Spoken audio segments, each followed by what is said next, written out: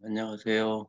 로봇공학 3월 15일 이 강의를 시작하도록 하겠습니다. 자, 화면 공유하겠습니다.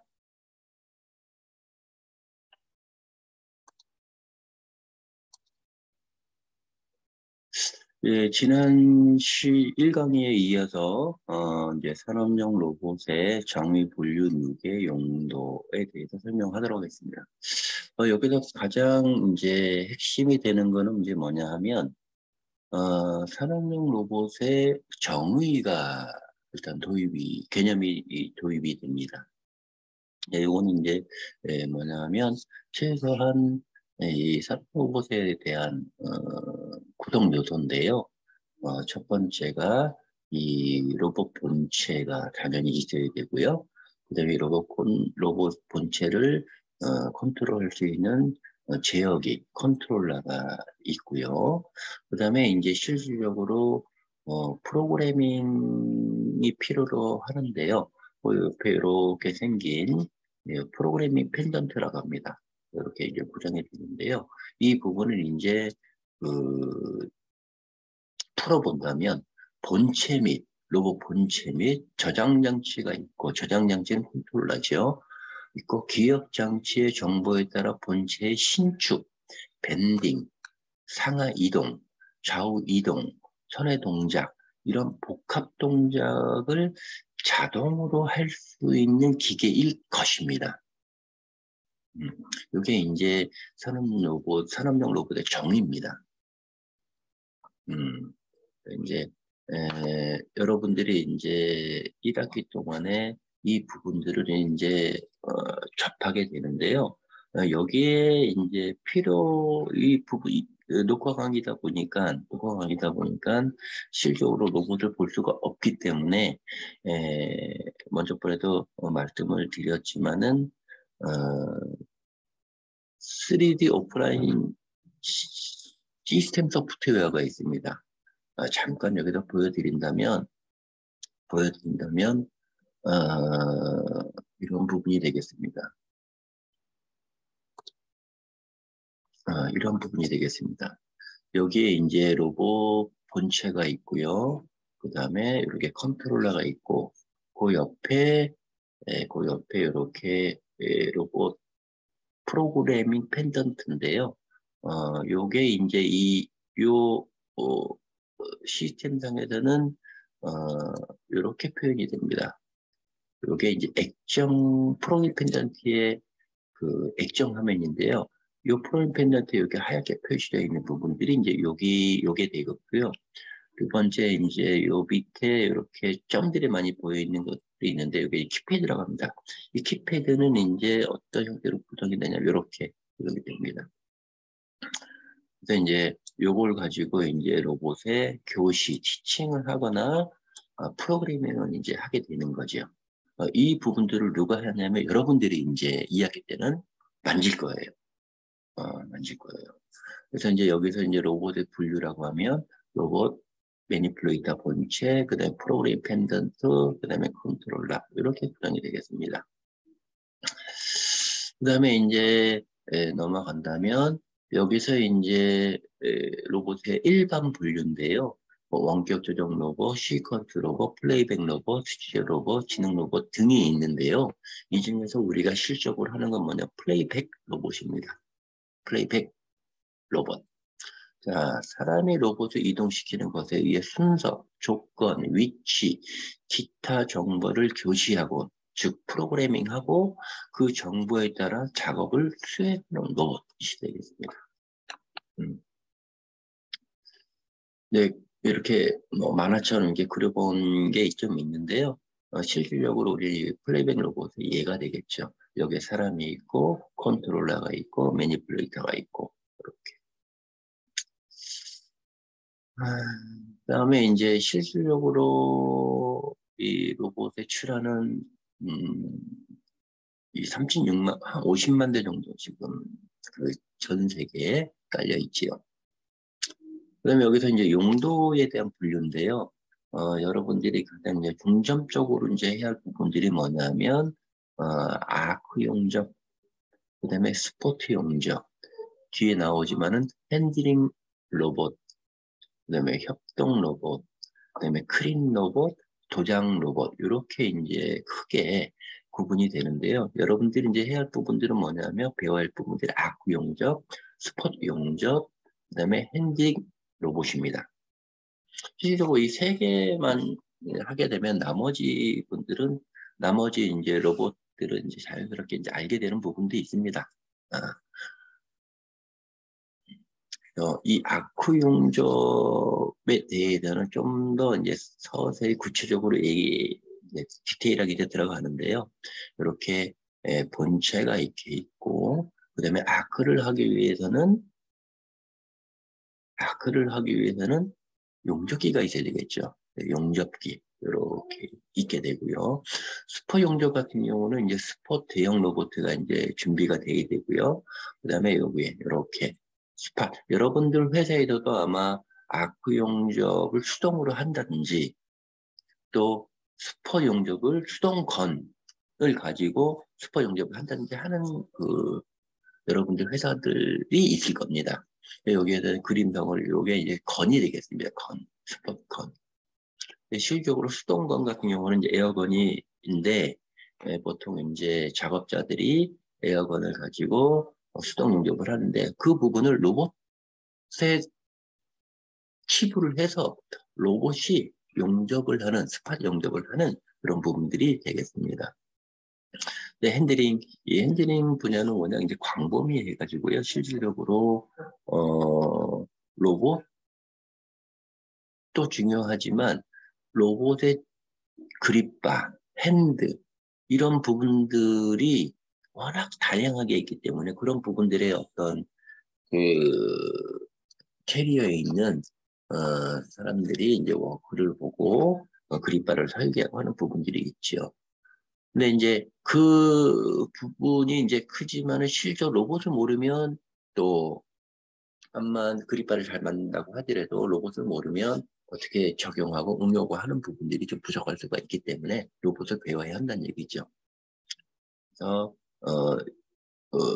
어플리케이션 용도에 대해서는 아크 용접, 스포트 용접, 핸딩 로봇 이렇게 도장 로봇도 이제 있는데요. 우선 쭉 이제 스킵하고 넘어간다면 야스카 로봇이 이제 전 세계에 이렇게 포진되어 있습니다. 뭐 일본 쪽에도 있고 중국, 아시아, 한국에도 당연히 있죠. 대한민국은 이제 대구에도 있고 안양에도 있고 또 유럽 쪽에 이제 뮌헨부터 해서 프랑크푸르트 전 세계에 걸쳐 있는데요. 실질적으로 이 로봇공학을 가리키는 건 야스카 로봇을 가리키고 있지만 전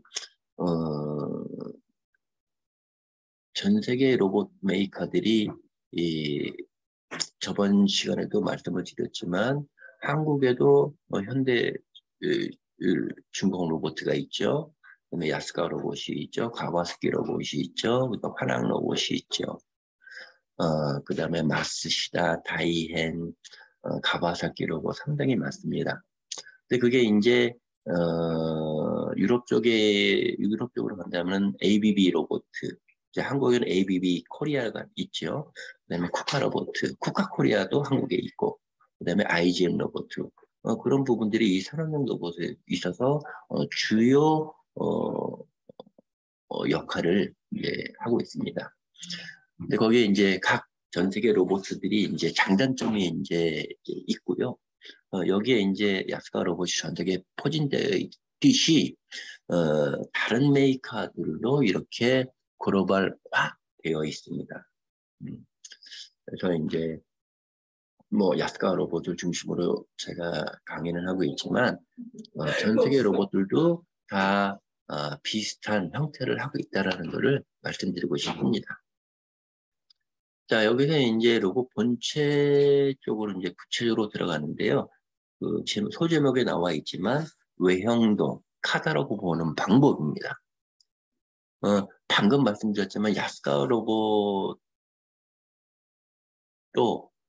외형도가 있고 카다가 당연히 있지요. 근데 전 세계 로봇들도 다 똑같이 형태로 외형도가 있고 카다라고 있습니다. 단지 형태가 조금씩 다를 뿐이지 기본적 내용들은 다 들어가고 있습니다. 여기서 이제 이 내용들인데요. 이 내용을 중점적으로 이 강의 때는 말씀을 이제 드릴 건데요. 여기에서 이제 사양표 여기에 들어가는 내용들은 전 세계에 있는 로봇 메이커들도 이러한 형태로 표현을 하고 있습니다. 그래서 여기서 이제 좀 더 깊숙이 들어가도록 하겠습니다. 자, 여기서 좀 더 확대해서 본다면, 자, 구조, 축수, 가반 질량, 정도, 동작 범위, 동작 속도가 나오는데요. 여기서 구조, 동작 형태가 뭐냐? 수직 다관절이다. 또는 수직 다관절, 수평 다관절도 있죠. 수평 다관절은 구조가 다를 뿐이지 안에 들어가는 모터라든지 감독기라든지 기내 케이블이라든지 그런 것들이 기본적으로 같이 형태가 있습니다. 근데 중요한 거는 우리는 현재로서는 수직 다관절을 배운다는 얘기죠. 수직 다관절. 서 있는 거죠. 수직으로. 예. 축수, 즉 자유도라고도 표현을 하는데요. 6이라고 표현되어 있습니다. 보통 수직 다관절 로봇이라고 하면 6축 로봇이에요. 뭐 막말로 4축, 5축 수직 다관절은 누구나 다 웬만큼 조금만 지식이 있어 다 만들어요. 근데 6축 다관절을 만드는 데는 기구학적으로 어려움이 좀 있습니다. 그래서 대한민국의 전 세계에 깔려있는 수직 다관절은 기본이 6축으로 구성되어 있는 로봇들을 만든 제조 메이커들은 나름대로 어느 정도 매출도 올리고 있고 또 뭐 그다음에 이제 6축에다가 또 플러스 외부 부가축을 또 써서 하는 부분들이 있습니다. 근데 가반 질량은 여기에서는 이제 얘에서는 6kg라고 되어 있는데요. 뭐 3kg짜리도 있고요. 뭐 1kg짜리도 있고 20kg, 50kg, 100kg. 보통 이제 팔레타이징 같은 경우는 400kg짜리도 있습니다. 600kg짜리도 있고요. 근데 그런 것 같은 경우는 이제 400kg짜리 같은 경우는 로봇 자체가 집체 1층, 2층 크기를 갖고 있지요. 근데 여기서는 이제 한 샘플이기 때문에 6kg짜리를 소개를 드리고 있는데요. 그 밑에 보시면 이제 반복 위치 결정도가 있어요. 반복 위치 결정 정도. 자, 여기에 나와 있듯이 이제 플러스 마이너스 0.08mm, 플러스 마이너스 0.08. 자, 1mm도 아니죠. 10mm, 1mm는 10mm의 10분의 1이죠. 자, 1mm보다 더 작은 거죠. 0.08mm예요. 근데 여기 이제 플러스 마이너스가 있기 때문에 마이너스 0.08에서부터 0을 지나서 플러스 0.08이면 어떻게 되겠어요? 반복 위치 결정 정도는 0.16mm란 얘기죠. 0.16mm. 0.2mm보다 작은 어크리시, 궤적을 갖고 있다는 얘기죠. 근데 저 반복 위치 결정 정도의 측정 기준은 뭐냐면 ISO도 이제 기본 규칙이 나와 있는데요. 어느 일정 거리를 통해서 A점과 B점을 반복해서 측정한 결과 그 오차량이 플러스 마이너스 0.08mm다. 라는 게 이제 결정적인 데이터죠. 그만큼 위치 결정 정도가 좋다는 얘기죠. 한마디로 정밀하다는 얘기입니다. 네. 그다음에 여기서 이제 그 로봇의 동작 범위가 나오는데요. 동작 범위가 나오는데 가동 범위. 자, 여기서 좀 이제 여러분들이 신경 써서 보셔야 할 부분들이 뭐냐면 S축, L축, U축, R축, B축, T축. 하나, 둘, 셋, 넷, 다섯, 여섯 개 축이란 얘기죠. 여기 위에 나타난 것처럼 자유도가 수가 6개. 하나, 둘, 셋, 넷, 다섯, 여섯. 자, 가동범위라고 했습니다. S축에 대한 가동범위가 있다는 얘기죠. 플러스 마이너스 170도. 그 다음에 L축 플러스 155도 마이너스 90도. U축 플러스 190도 마이너스 170도. R축 플러스 마이너스 180도. B축 225도 마이너스 45도. T축 플러스 마이너스 360도예요. 720도를 T축 같은 경우는 회전이 가능하다는 얘기죠. 자, 이렇게 설명으로만 하다 보니까 이게 뭐 눈에 보이지 않으니까 헷갈릴 것 같아서 요거를 그 소프트를 이용해서 한번 보여드리도록 하겠습니다.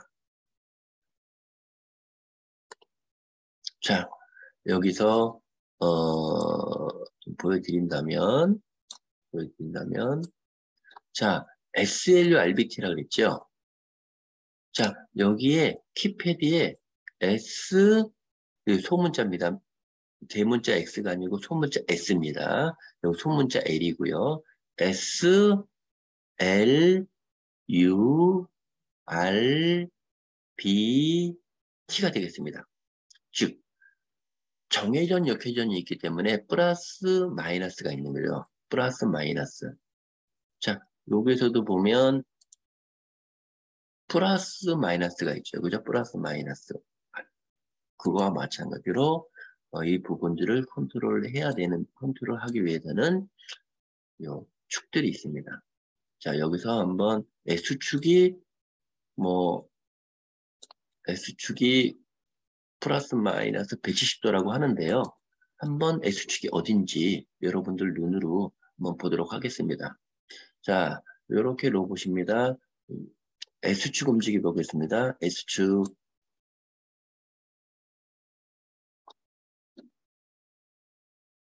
요거를 S 마이너스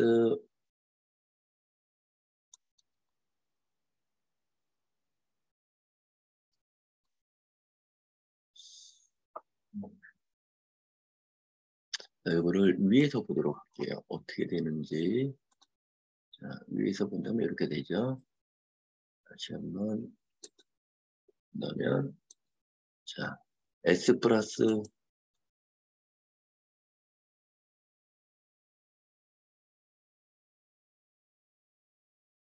S 플러스 170도입니다.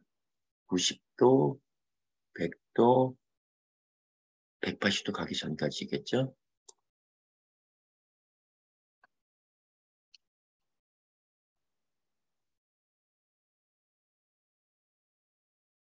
여기 170도입니다. 또 마이너스 쪽으로 좀 빠르게 가기 위해서 마이너스 170도.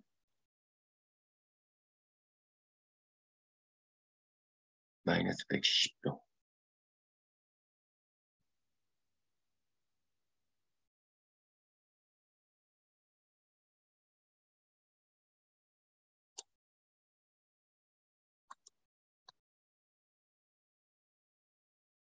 이게 가동 범위가 되겠습니다. 자, 그러면 S축이 이런 형태입니다. S축이. 그 다음에 이 L축. 이 L축은 뭐냐면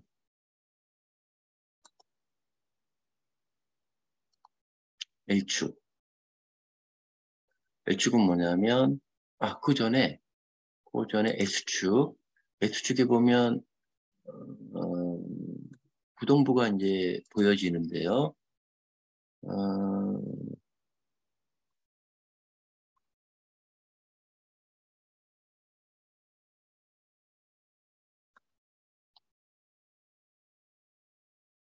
요게 S축 못합니다.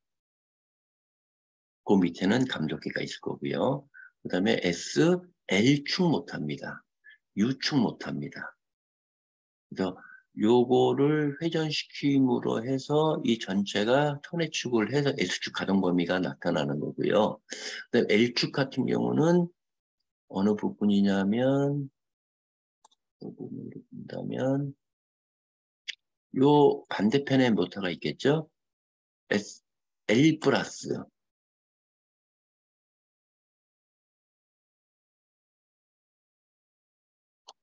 L 마이너스.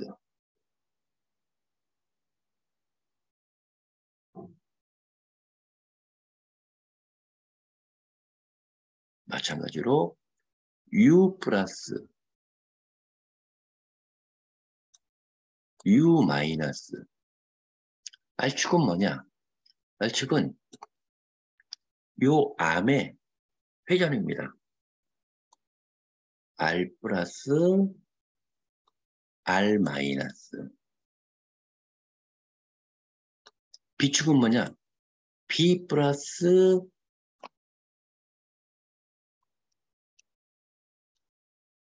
B 마이너스.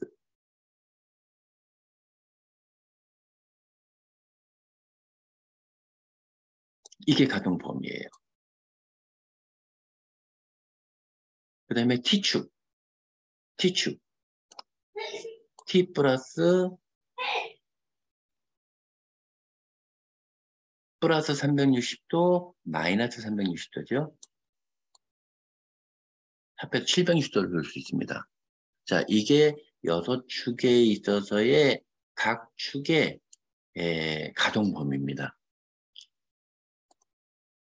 가동범위 S, L, U, R, B, T. 그러면 이 동작 속도, 동작 범위가 나왔으면 이 각 축에 대한 속도가 있겠죠. 속도가. 그래서 동작 속도는 S, L, U, R, B, T 축의 각 축에 속도가 있습니다. 속도는 우리가 보통 인식하고 있는 거는 시간당 얼마만큼의 거리를 가느냐가 속도지요. 시간당 얼마만큼 가느냐. 우리가 뭐 고속도로 달리면 100km per hour죠. 그러니까 1시간에 100km 간다라고 하면 자동차의 속도는 100km라고 얘기를 하죠. 근데 여기서는 어떻게 표현을 하냐면요. 1초에 140도. S축 같은 경우는 1초에 140도. 똑딱 하면 140도 확 도는 거죠. L축?